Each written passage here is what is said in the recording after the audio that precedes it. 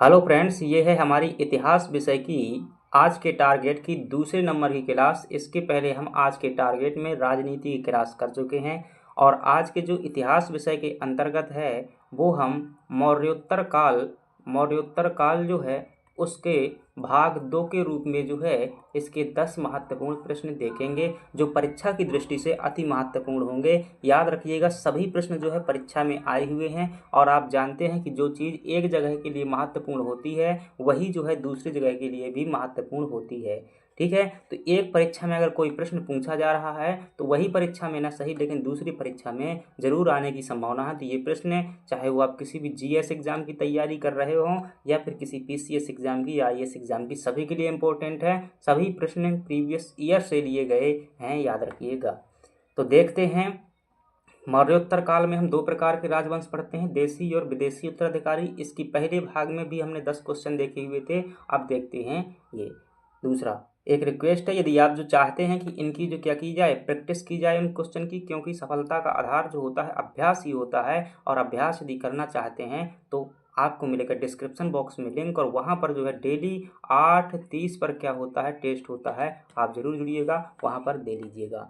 अगली बात करते हैं प्रश्न की। सातवाहनों की राजधानी अवस्थित थी। देखिए, सातवाहनों की अब दिए गए ऑप्शन के अनुसार बात करें तो कहाँ पर अवस्थित थी? अमरावती में अवस्थित थी। याद रखिएगा, कहाँ पर अवस्थित थी? जो सातवाहन राजवंश है इसकी राजधानी कहाँ पर स्थित थी? अमरावती में स्थित थी। लेकिन यहाँ पर एक जो है असमंजस वाली बात है, उसे मैं जो है यहाँ पर चर्चा कर देता हूँ। वो क्या है कि आपसे किस प्रकार का प्रश्न पूछा जाएगा।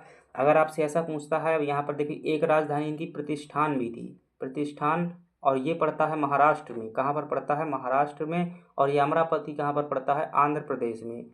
तो पुराणों में जो इन्हें क्या कहा गया है? आंध्रा सातवाहन वंश कहा गया है। लेकिन इनकी जो प्रारंभिक राजधानी थी, ध्यान रखिएगा, जब प्रारंभिक राजधानी की बात की जाए कि शुरुआती इनकी राजधानी क्या थी, तो आप जो है पैठन या प्रतिष्ठान बताएंगे जो कि महाराष्ट्र में है। चलिए अगले प्रश्न की बात करते हैं। और सातवाहन वंश की स्थापना को लेकर के भी प्रश्न आता है, भी देखेंगे। एक बार फिर यहाँ जो है थोड़ा सा आप जो है क्वालिटी बढ़ा लेंगे यहाँ पर, या फिर आप जो है ऐसे ऑप्शन देखने का प्रयास करेंगे। निम्नलिखित में से पूछ रहा है सातवाहनों की राजधानी कौन सी थी। अब देखिए, यहाँ पर ऑप्शन अमरावती नहीं दिया हुआ, यहाँ पर प्रतिष्ठान दिया हुआ है। तब आप क्या लगा लेंगे कि प्रतिष्ठान जो है इसकी राजधानी थी। और प्रतिष्ठान कहाँ पर स्थित था? महाराष्ट्र में स्थित था। ध्यान रखिएगा, सातवाहन जो है एक वंश था और इसकी अभी आगे बात करेंगे। अगला प्रश्न है कि निम्नलिखित में से कौन सबसे प्राचीन राजवंश है? तीसरे हमारे जो चौथे नंबर का प्रश्न है, तीसरे नंबर किधर गया भाई?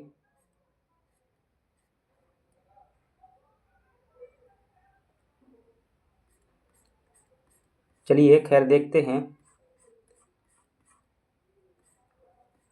को पूछ रहा है प्रश्न आपसे कि कौन सा जो है सबसे प्राचीनतम राजवंश है। तो आपको क्या ध्यान रखना है? देखिए, वकाटक वंश है। अगर बात करें मौर्योत्तर काल में तो सातवाहन सबसे पहले हो जाता है, इसके बाद में वकाटक वंश आता है और चालुक्य और राष्ट्रकूट क्या आते हैं? पूर्व मध्य काल में इन्हें पढ़ते हैं। सबसे प्राचीनतम कौन सा हो जाएगा? सातवाहन वंश हो जाएगा। सातवाहन वंश का संस्थापक कौन है? सिमुक। याद रखिएगा, सिमुक जो है सातवाहन वंश का संस्थापक है। और सातकर्णी जो गौतमी पुत्र सातकर्णी था वो क्या था? इसका सबसे महान शासक था। इसे क्या कहा गया है?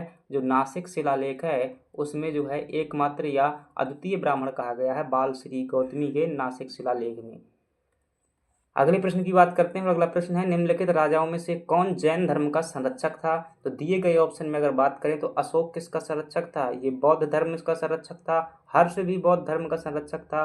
पुलकेशन द्वितीय ये शायद शैव धर्म का रहा होगा, लेकिन यहाँ पर जो है खारवेल जो है क्या है? जैन धर्म का संरक्षक था। और खारवेल कहाँ का था? ये कलिंग का राजा था। कहाँ का राजा था? कलिंग का राजा था। और कलिंग का जो अभिलेख है इसकी जानकारी देता हाथी गुम्फा अभिलेख, बहुत महत्वपूर्ण है, कई परीक्षाओं में आता है कि हाथी गुम्फा अभिलेख कहाँ पर स्थित है। तो क्या बताएंगे?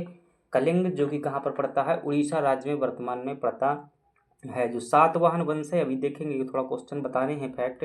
अगले फैक्ट की बात करते हैं। कलिंग नरेश खारवेल निम्नलिखित में से किस वंश से संबंधित था? तो कलिंग नरेश जो खारवेल था वो चेदी वंश से संबंधित था। और चेदी वंश की स्थापना किसने की थी? महामेदवाहन ने की थी। किसने की थी? मेदवाहन द्वारा की गई थी और ये उड़ीसा का ही राजवंश था। कदम्ब वंश की बात करें, ये कर्नाटक में था। कलिंग वंश से ध्यान रखिएगा संबंधित नहीं था, गलती मत कर दीजिएगा। कलिंग एक क्षेत्र का नाम है, कलिंग वंश नहीं था। हर्यक वंश का संस्थापक कौन था? बिंबिसार था।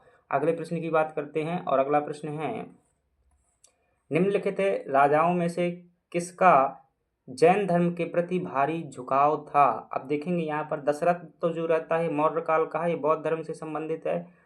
बृहदत्त है, पुराणों में इसकी जानकारी मिलती है। खारवेल जो है ये जैन धर्म से आपका संबंधित है और ये कहाँ पर जो है उड़ीसा में शासन करता है। और इसकी जानकारी कहाँ से प्राप्त होती है? हमें जो है हाथी गुम्फा अभिलेख से प्राप्त होती है। कहाँ से? हाथी गुम्फा अभिलेख से। और हाथी गुम्फा अभिलेख की एक और ख़ास बात कर देता हूँ कि आपसे प्रश्न पूछे कि भारतवर्ष शब्द का सर्वप्रथम उल्लेख कहाँ पर मिलता है?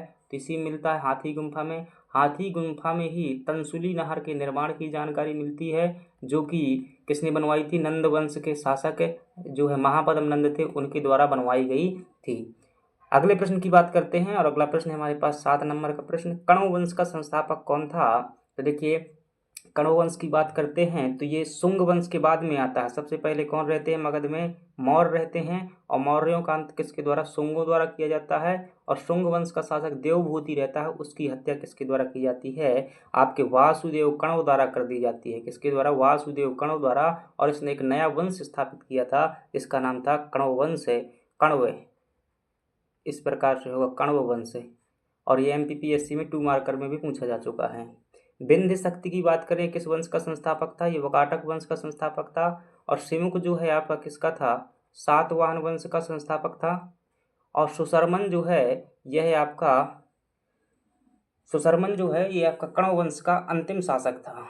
ठीक है, सुशर्मन जो है अंतिम शासक था। या फिर चलिए बात करते हैं इनकी थोड़ा सा, और शिमुक याद करने का चलिए ठीक है ट्रिक नहीं बताएंगे हम, अन्यथा टाइम लगेगा, फिर टाइम लगेगा तो क्या होगा, इतना ठीक है। अगले बात करते हैं अगले प्रश्न की, और अगला प्रश्न है हमारे पास में, हाथी गुम्फा का अभिलेख किस शासक के विषय में जानकारी प्रदान करता है? देखिए कई शासकों के विषय में जानकारी प्रदान करता है, लेकिन यहाँ पर ऑप्शन के अनुसार बात करेंगे तो खारवेल के बारे में जानकारी प्राप्त करता है। खारवेल कौन था? ये खारवेल कलिंग का राजा था। कहाँ का राजा था? कलिंग का राजा था, जिसकी जानकारी हाथी गुम्फा अभिलेख से प्राप्त होती है। और अशोक की जानकारी तो कई अभिलेखों से प्राप्त होती है। अशोक का जो 13वां शिलालेख है वो कलिंग युद्ध के बारे में बताता है।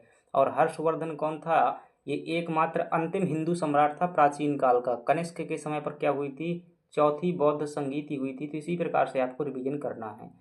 अगले प्रश्न की बात करते हैं और हमारा लास्ट प्रश्न है आज का, हेलियोडोरस किस शुंग शासक के दरबार में आया हुआ था? तो हेलियोडोरस कौन था? तो पहली बात ध्यान रखिएगा, ये एक यूनानी राजदूत था। कौन था? यूनानी राजदूत था। और यह विदिशा में आया हुआ था। कहाँ पर? विदिशा में। और विदिशा में जो है किसके समय पर? जो शुंग वंश का शासक था, 9वां शासक था, जिसका नाम था भागवत। क्या नाम था? भागवत। ये इसी को भागभद्र भी कह दिया जाता है, भागवत या भागभद्र भी कहते हैं। तो इसका सही जवाब क्या हो जाएगा आपका? ये हो जाएगा भागभद्र। देखिए यहाँ पर थोड़ा सा और प्रश्न ध्यान रखें, पुष्यमित्र शुंग कौन था? शुंग वंश का संस्थापक था। और इसकी जानकारी जो अयोध्या का धनदेव अभिलेख है, धनदेव अभिलेख, इसमें 2 अश्वमेध यज्ञ की जानकारी मिलती है पुष्यमित्र शुंग की। अग्निमित्र की बात करें, ये भी विदिशा का ही शासक था। याद रखिएगा, जो कालिदास एक पुस्तक लिखते हैं मालविकाग्नि मित्रम, क्या लिखते हैं? एक नाटक है मालविकाग्नि मित्रम। इसमें जो 2 नाम हैं, एक है आपकी मालविका और एक है अग्निमित्र। इसमें कालिदास ने मालविका जो विदर्भ राज्य की एक कन्या है, राजकुमारी है, और अग्निमित्र जो है विदिशा का शासक है, दोनों के प्रेम प्रसंग का वर्णन जो है इसमें किया गया है। तो चलिए ये हो गए हमारे इतिहास विषय के 10 प्रश्न। यदि आपको इसमें अच्छा लगा हो तो वीडियो को लाइक और सब्सक्राइब जरूर कर दीजिएगा। चलिए मिलते हैं हम अगली क्लास। जो हमारा तीसरा टारगेट है आज का वो है MP GK का, उसमें जो है इसी प्रकार से प्रश्न देखेंगे। चलिए धन्यवाद।